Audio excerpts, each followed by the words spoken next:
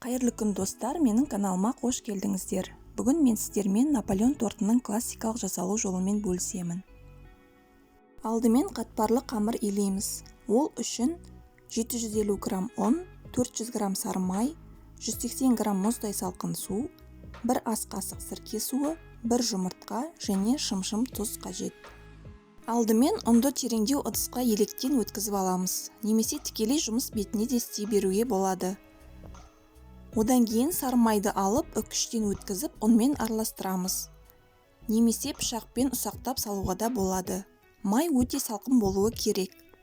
Осылай майды ұнға былғап алып, өткізіп шығамыз. Сосын қолмен жаймен ысқылап шығуға болады.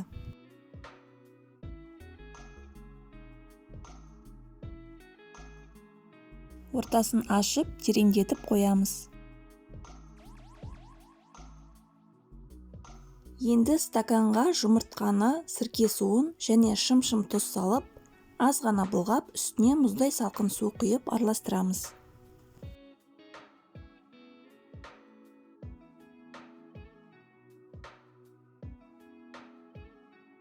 Оны ұнның үстіне құйып, қатпарлы қамырымызды дайындаймыз. Қатты ұзақ илеп керек емес, онда май еріп, қамыр қатты болып шығады және қатпарлы болмай қалады. Тек бәрін біріктіріп шықсақ болады.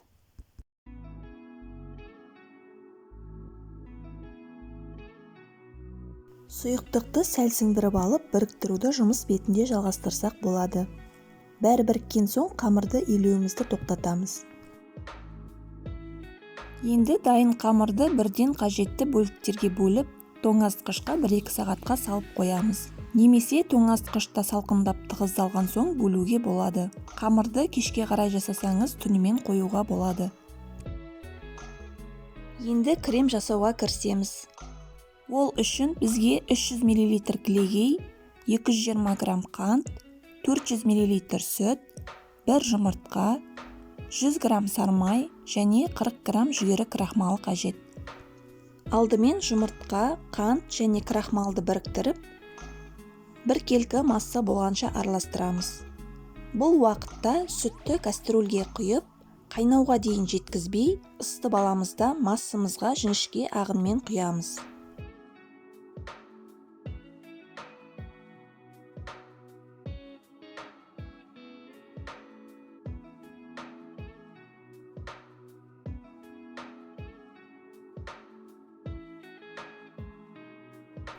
Барлығын бір келкі масса болғанша араластырып, кастрөлге қайта құйып, орташа отқа қоямыз да, тұрақты түрде белсенді араластыра отырып, қоюланғанша кремді қайнатамыз. Крем жеткілікті қою болып шығуы қажет, бірақ құрылымы тегіс бір келкі болу керек. Ары қарай оған сары майды қосып, бір келкі масса болғанша және сары май ергенше араластырамыз. Дайын болған кремді бетін тағамдық пленкамен жауып, суытуға қоямыз. Кейін тоңазытқышқа жібереміз.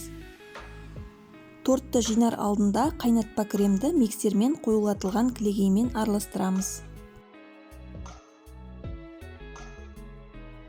Енді тоңазытқыштан жақсы тығыздалған қамырымызды алып, бірнеше бөлікке бөліп, дөңгелек қыламыз. Біреуін алып жая бастаймыз, қалғанын тоңазытқышқа сала тұрамыз. Шамамен қалыңдығын 2-3 мм қылып жаямыз. Мен диаметрі 26 см болатын дөңгелек формада қамырды дөңгелетіп кесемін. Корж піскен кезде диаметрі 1-2 см-ге кішірейеді. Менде шамамен 23 см диаметрдегі корждар шықты. Қамырдың қалдықтарын жинап, тоңазытқышқа салып қоямыз. Олардан сосын қосымша корждар пісіретін боламыз. Қамырды пісіп жатқанда қатты көтеріліп кетпес үшін шанышқымен әр жерінен түйреп шығамыз. 200 градуста қызып тұрған пеште қатты қызартпай пісіріп аламыз. Міне осындай әдемі қызғылт алтын түстес корждар болып шығады.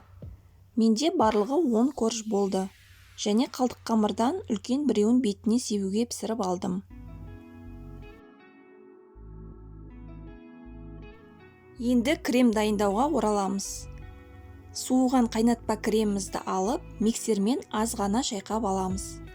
Одан кейін салқын кілегейді миксермен тығыз болғанша шайқаймыз. Әрі қарай екі массаны біріктіріп, силиконды қалақшамен араластырамыз. Крем өте дәмді, жұмсақ, жеңіл, үлпілдек болып шығады. Енді тортымызды жинай бастаймыз. Кремді әр коржға бөліп салып дайындап қоюға болады.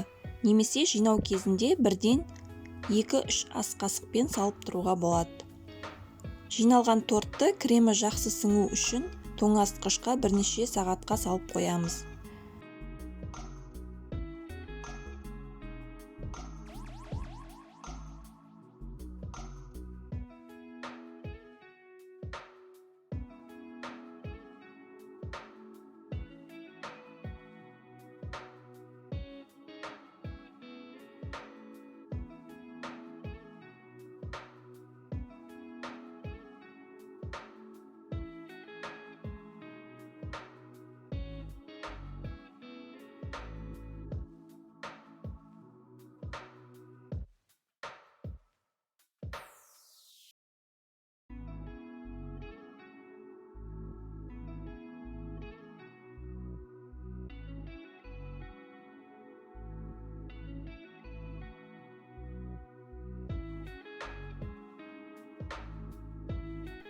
Бетіне себуге арналған коржды қолмен ұсақтап аламыз да, тортымыздың бетіне жан-жағына сеуіп шығамыз.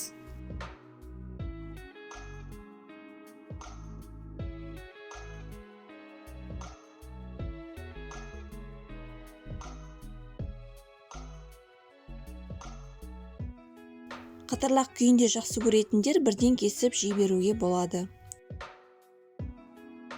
Торт орташа тәтті және орташа қытырлақ болып шығады. Сіздерге бейне ұнайды деген үміттемін. Сіздермен көріскенше.